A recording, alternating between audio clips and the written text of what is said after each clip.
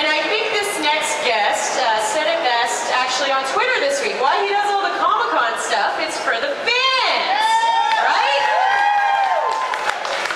So maybe you've seen him in a couple episodes of Entourage. Maybe you've seen him steal a car in Bad Boys. Huh? Maybe you've seen him on stage in Stratford, Ontario doing Macbeth. Anyone? Anyone? Or maybe you know him best from Sons of Anarchy. Can I get a round of applause for Kim Coates? Come on out, Kim.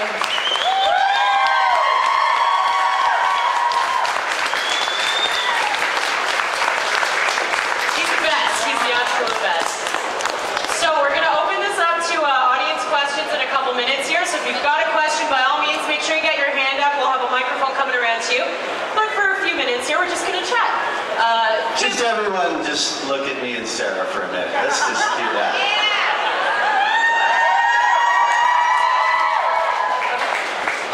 I heard, okay, I'll do that too.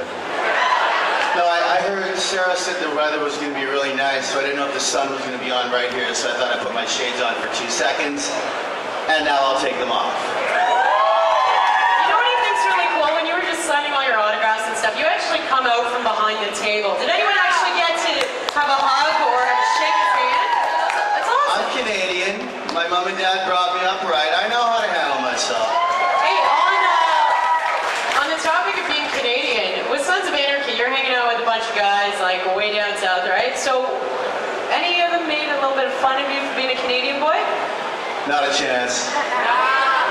They know where real hockey players are born. They know where real fucking actors are born. It's called Canada. We're good. We're good. Is it true drama class back in Saskatoon that started this whole thing for you? Pretty much. I was, you know, just a nice little Saskatoon redneck, growing up, doing his thing, playing hockey. And then girls were kind of scared of me in high school. I don't know why. I had a couple of muscle cars and had a lot of fun growing up, and then I thought I'd take a drama class just for fun, so I could finally start meeting some girls. Oh, that's why you did it. Pretty much. Kind of worked out, too. So yeah, I took an acting class for fun, and by the third year I was majoring in drama, and I was a history major before that. I was going to teach school, and then we went to Edinburgh to do a play there called Creeps by David Freeman, an incredible Canadian author, and we won a Fringe first. And when I came back from Edinburgh, I told all my buddies and my mom and dad, I think I'm going to be an actor, what do you think? And they all went, do it, eh? Do it. Sure. So you live in LA now. Culture shock at all? Being from Saskatoon, or it's fine? No, it's fine. I'm going to be honest with you, Sarah. I'm not going to start out our relationship lying at all. I don't miss the Saskatchewan winters, okay? Let's get that straight. My blood has changed. It's thinner now, but I do miss the summers, and I miss the fall and the spring, but I don't miss the winters. But no, I'm fine.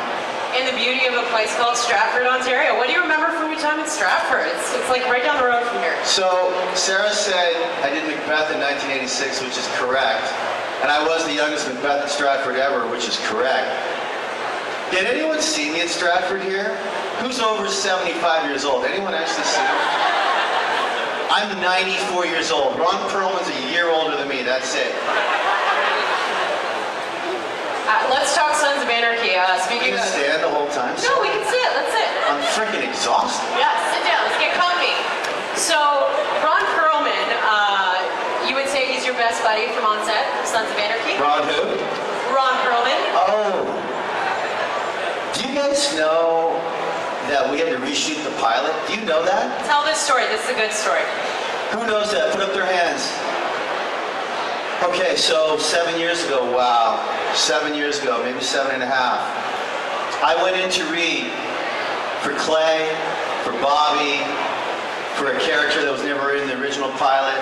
I was too young for Clay, I wasn't right for Bobby. They wished me well. So they shot the pilot. And I would say 4 months later, I'm on the golf course, and I get a call, and I never turn my phone on the golf course, I'm freaking serious. Typical man. Huh? Typical man. Typical man, yeah. And I had about 16 messages from my agents, my manager, and my wife going, you need to call us ASAP. So I did. And I found out that they had replaced the original actor who played Clay with Ron Perlman. And he just cast Ron 2 days ago. They were going to reshoot the whole pilot. And they didn't have Tig. They didn't have a sergeant at arms. So they realized they made a mistake, and they wanted me to come in like ASAP to meet Kurt, because the character started filming the next morning. And as luck would have it, I got there around 5:30, way too late. I'm sure whether I was on the top of Kurt's list, I think I was, but they must have seen a few guys. And Kurt said, we really want you to play this guy called Tig. And I said, well, I need to see something. I need to see something. And the only scene he had was that very first scene that Tig really had in, not the pilot, but the next show, where I'm on my motorcycle and I'm eating a chocolate bar, and Ron Perlman comes up, and we start talking about those gals, and I don't want to talk to, there's a lot of kids here, but you know what I'm talking about, that scene, and it was so twisted and funny, but really dark. And I said to Sutter, you know what, this guy's not for me. I've been really, really careful with my bad guys, and I just didn't want to play a sociopath at all. And he looked me in the eye and he said, no, listen to me. This guy, yeah, he's going to be a little psychotic. He's going to be tough as nails, but he's going to have a huge heart. He's going to be funny. He's going to be the guy at the club that he does so many things. Please come along this ride with me and trust me. And I'm really glad I did, right? I mean, so I'm walking out the door, and I'm almost done now, Sarah, but I'm walking out the door, and Sutter said, oh, by the way, you do ride. And I went, fuck yeah, I ride. And that would have been pretty funny if I showed up with Mark Boone Jr. My first scene was with Bobby, and they had these beautiful Harleys, and mine's the only Harley that we kept for the entire 7 years. If I couldn't ride that bike, I would have been fired on the spot, so yeah, it was good. What was your first impression of Tig when you read the script?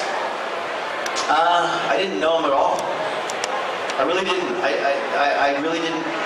If you can imagine, reshooting the pilot, I had short hair, I didn't have my goatee, I didn't know who Tig was, I didn't know what rings I was going to wear, I didn't know much about the biker club element. I was a rider my whole life, but not that kind of guy.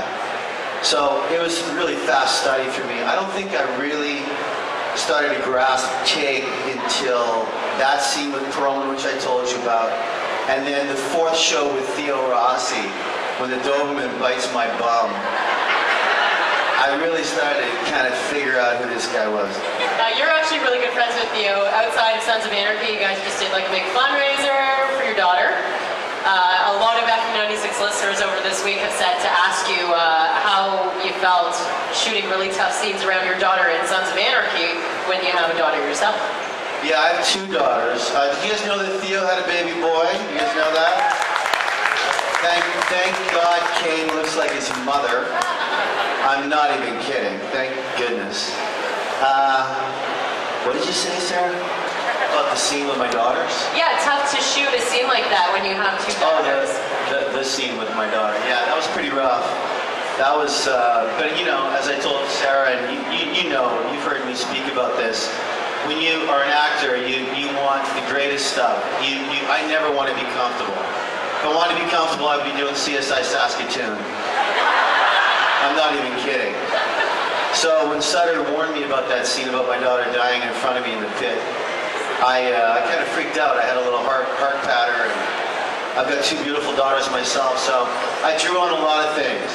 But the one thing I've never been is afraid to fail. And that, I really think, what separates great acting from just the wannabes. I have no fear, so.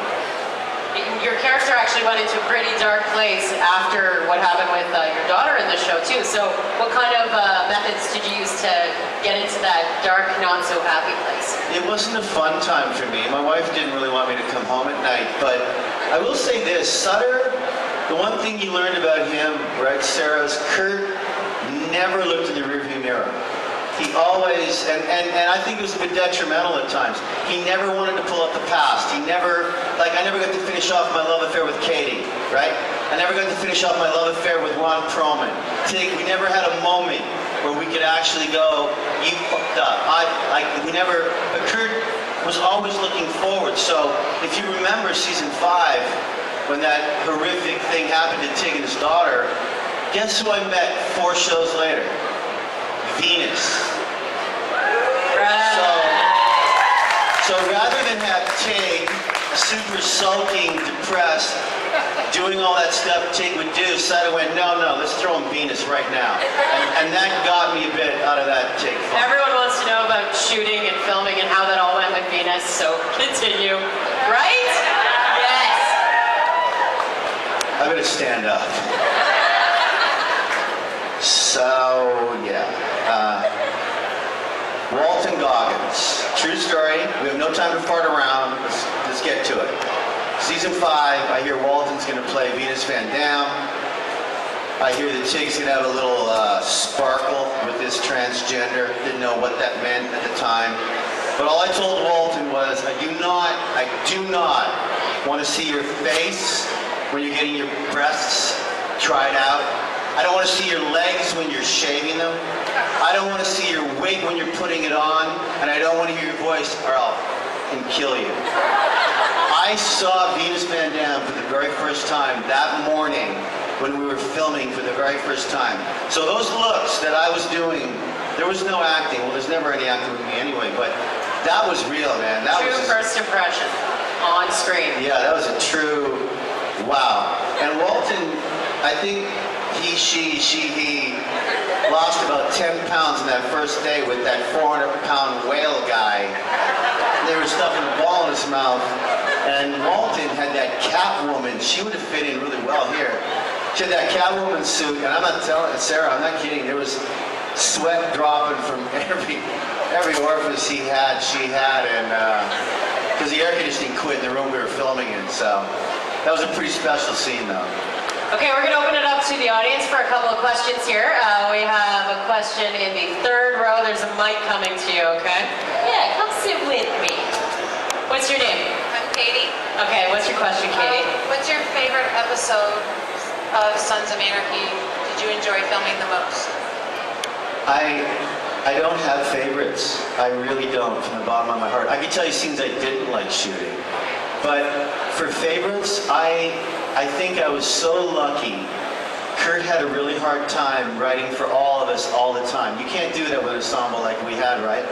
But when he did write for Tig, I got some of the best stuff, if not the best stuff. I mean, I really got to stretch as an actor, and I'll be forever grateful for Sutter trusting me with all that stuff with Pope and Jax and my daughter and the dogs and Venus.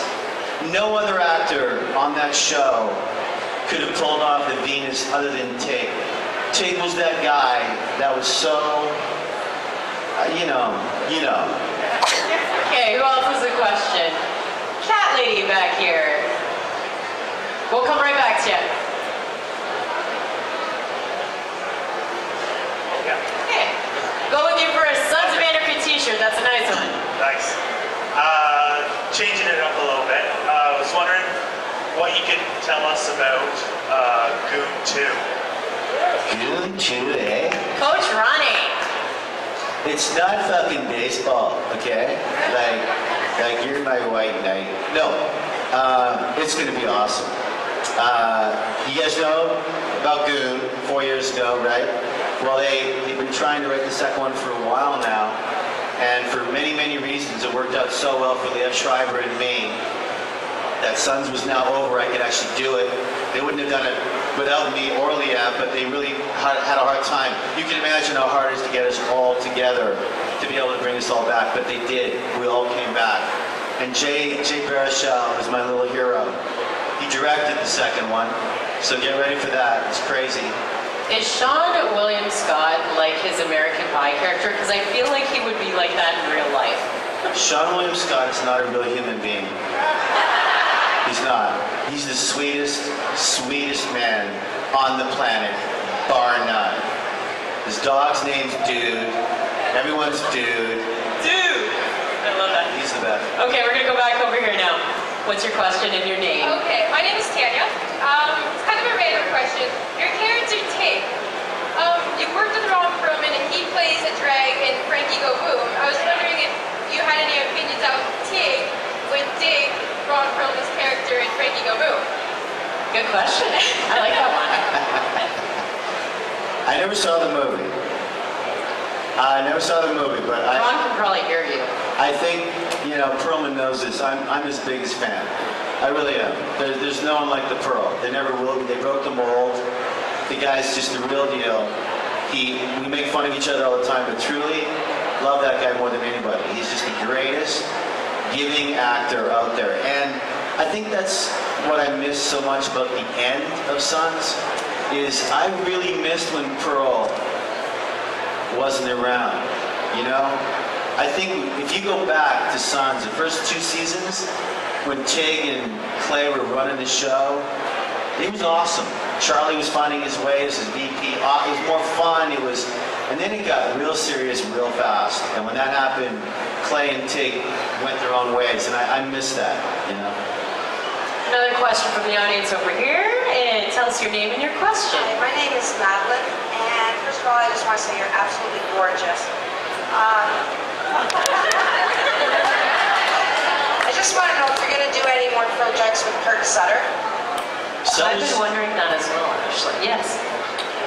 Sutter's a really busy guy. Kim Coates is a really busy guy. We're both fans of each other for sure. He knows where I live. I know where he lives. I wish him all the best with The Bastard Executioner. I haven't seen it yet. I haven't seen anything. But you know what? He did that movie, right? Southpaw. Is that what it's called? Southpaw. This summer, did really well. I'm sure that when Sutter writes stuff that has my name all over it, we will work together again. Okay, we got another question right there. Your name and your question. Hi, my name is Kathy. I heard that there was going to be a spin-off where they actually go to John Teller's story now. Are they doing that? Okay, listen to me. I'm going to come right to the front of the stage. I'm going to say it once, and I need a massage.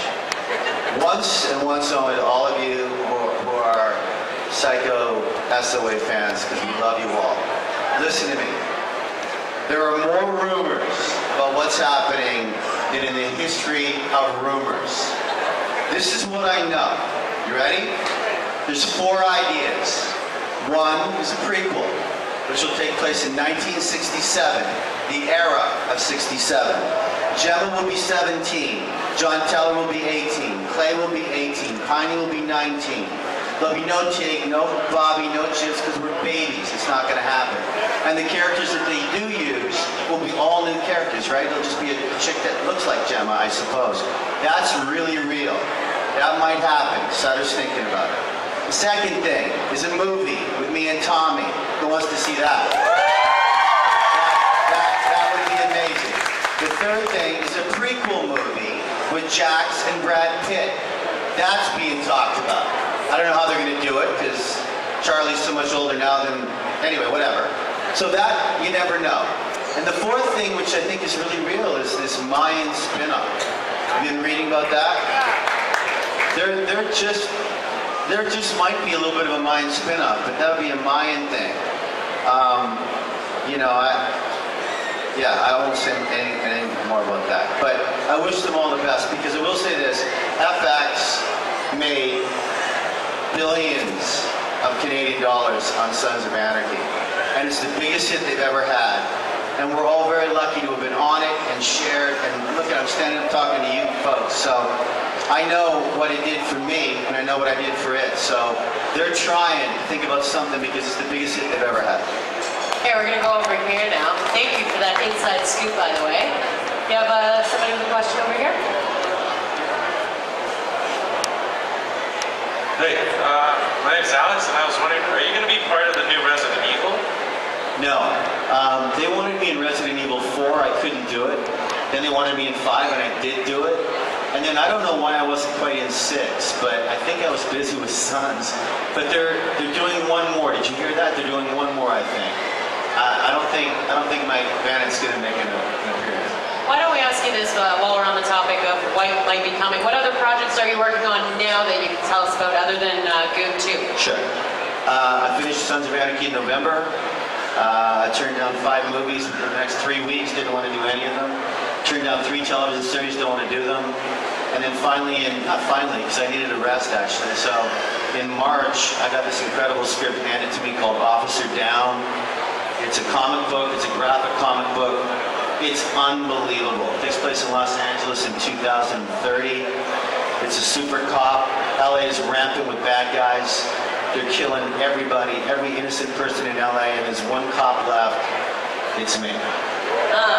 So I'm sporting a nice little porn mustache and short hair and lost 14 pounds and just, it's crazy. So that's going to be huge, hopefully, touch wood, next year.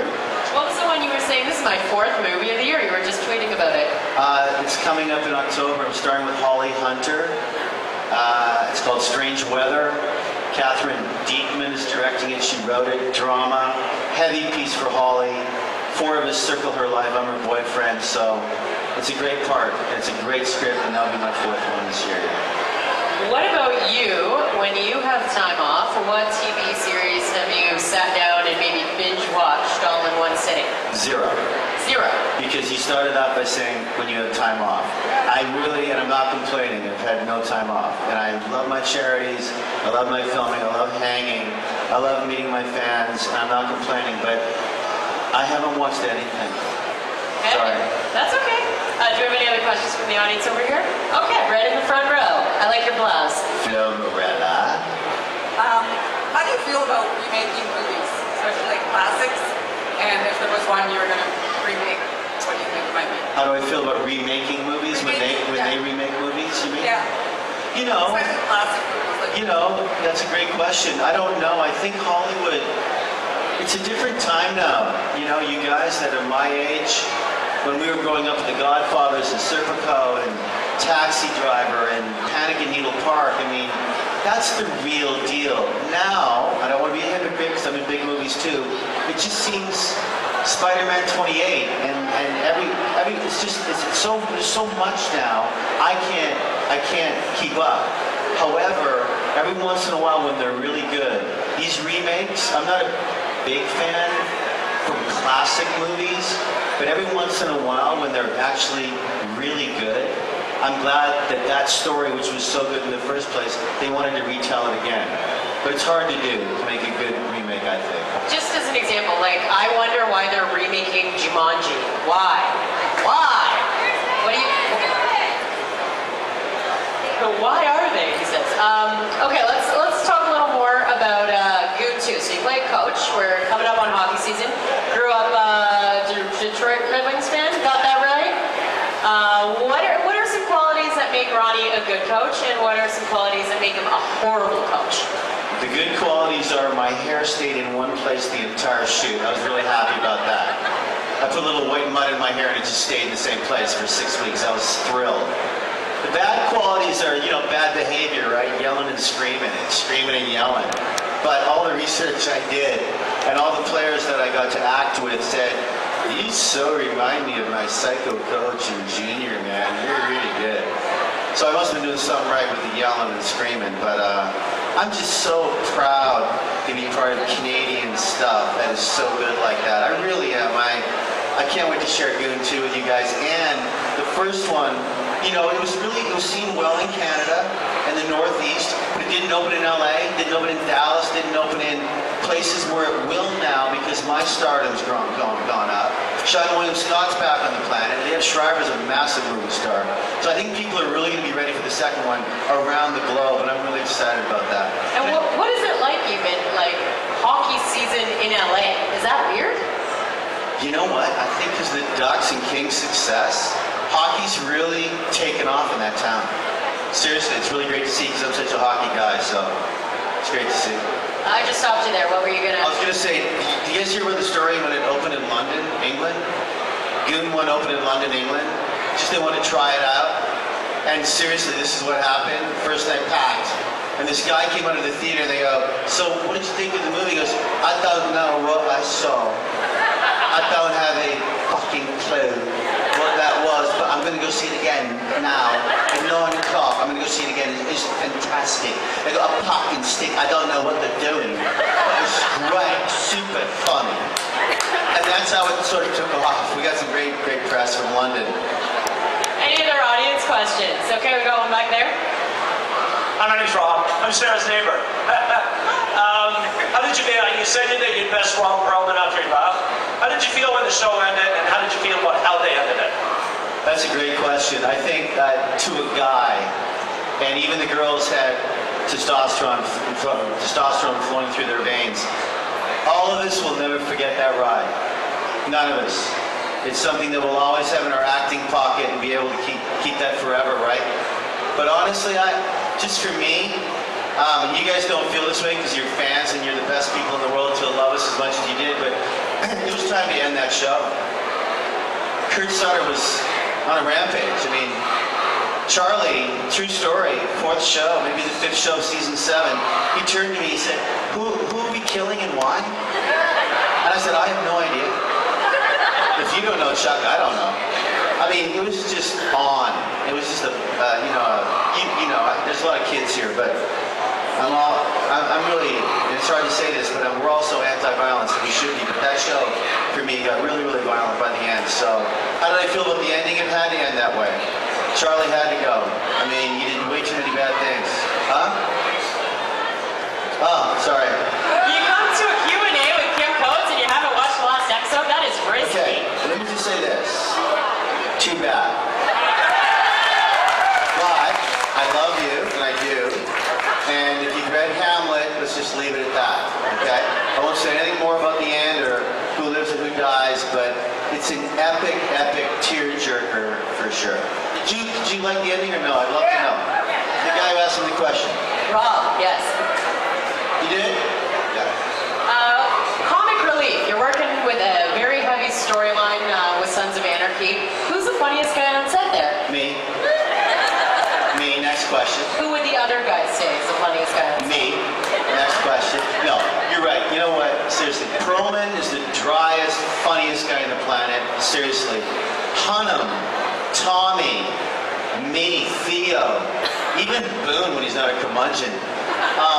Funny. We're funny guys. Can you tell us a funny story? Something that happened on set? Okay. I shouldn't, but I will. So, season 6, they weren't using chips and take that much. We really weren't in the focal point that much. And the only way Tommy and I survived season 6 was by making each other laugh. So there'd be stuff, I wish we had a scene that I could show you, where before we were laughing so hard, never to get into Charlie's face or, we'd always keep it amongst me and Tommy, but before the cameras would roll, and it looked like we were really serious looking at our guns or looking at our belt. We're just laughing so hard. And that just got us through season 6 because it was very, very, very drama out last 2 seasons, right? So thank goodness they did give Chucky, me, I still had some humor. Not many other guys. I mean, it wasn't very funny. I know this is going to be a tougher question for you, but what's something that is very alike between you and your character, Tim? Because I see you as a totally different guy now that I've talked to you a little bit. Nothing. What about you're wearing like a ring with a skull? Maybe a little bit of fashion? I got more rings in my house than anyone, I think, from that show. Now listen, everything that Tig did is from me. Everything. Sutter would write some stuff and then he'd let me play with it. So I'd like to think that, I'm an internal actor for sure. But no, I'm not going to join a bike club just because, no. But I read a lot about bike clubs, so. Do we have any other questions from the audience? Yeah? Okay, why don't you just come right up to the stage here and talk into my mic? Where did the thing with the dolls come about? The fear of dolls? Flo, you know the answer to this. Do you? Yeah, Kurt Sutter. He's a complete baby when it comes to dolls. I guess when he was like 13, 14, he, maybe younger, he was at his aunt's house and did these porcelain dolls, and it really, really freaked him right out. So he gave me that storyline. I'm really glad he did. That was some fun stuff. Any other audience questions?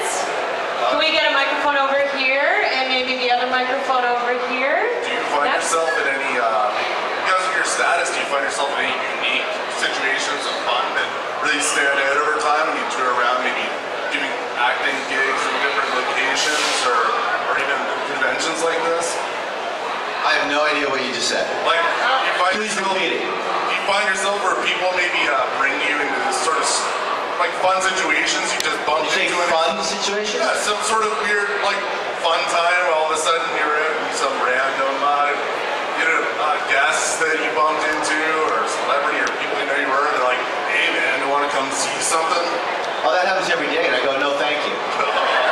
No, thank you, but thank you. Okay, we had another one over here. So since Sons ended, did you take anything from the set? Yeah, I did. I started a real shitstorm too. Good question. And I'm really glad I did, because back in September, October, all the leads were called by Fox, and my people said they're calling to say, "What would you like to take from the set?" And I said, "Well, it's not what I'd like to take, it's what I'm taking. I'm taking my bike. I'm taking that bike and it's coming to my garage." And there was this pause, and they called Fox, and Fox hit the roof. And my people called back and said, "I don't think." I said, "No, stop. You didn't hear what I said. I'm taking the bike from that set, and it's coming home with me. There is no discussion. But if they want to take the bike on a SOA tour, or they want to show it off with the other bikes for months on end, no problem. But the pink slip is mine." Kurt Sutter texted me, he goes, "You really started something." I said, "Good. Excellent. Next text." And within about 3 days, I got a call from everybody. Kim Coates, Charlie Hunnam, Mark Boone Jr., Tommy Flanagan, and Theo Rossi are all going to take their bikes home and put them in the garage. Thank you, Kim Coates. Okay, we have time for one more question. Last question, and yeah, let's go to you and your beautiful beard back here. Can we get a microphone over there? Do we have a mic? You might just have to yell. Okay, we're getting you a mic. Alright, this does involve the ends of Sons, so you might want to plug your ears or whatever. I'm a big fan of Take, but through the series he does a few things that, aren't so good, such as the incident with Opie's wife. Were you surprised to see the character make it out in the end? I gotta tell you, I think if you would have put money, again, are you plugging your ears? Huh? You okay? I think if you would have put money that Ching and Chibs survive, he would have won a lot of money. There's not a chance in heck that we, But it was a great ride, man. And the great thing about that last show of the last season, and God bless Sutter, he directed the last show in every season. He wanted to shoot that thing in continuity. And you never shoot anything in continuity. You know what that means, right? You're always doing the last scene first, or the middle scene, because you have to be in this bedroom, or that. He shot the last episode. So when you saw what happened, when you see what happens, when we're all together and we're saying goodbye to Jax, I'm telling you, that vote we had in the chapel, I'm telling you. It was really emotional, but it was a really beautiful ending to a 7 complete madness script like that, and we're really glad you guys are fans, and we couldn't have done it without you guys, that's the truth. You had my mom bawling her eyes out. No joke. I come home one night in Toronto, my mother's on the couch bawling her eyes out. "Mom, what's wrong?" "I just watched the end of Sons of Anarchy." So, you're the best. Thank you so much for being here with us. If you want, we're going to have Kim on the show tomorrow. Woodrow's going to have him on tomorrow too. So keep it tuned, Sanford 96. Thank you for coming out. And I just want to say one more thing. And to answer your question, I do love these things though. I don't do a lot of these Comic-Cons. I really don't. But the few that I do a year, I have a blast. And I love the costumes. And you're all crazy.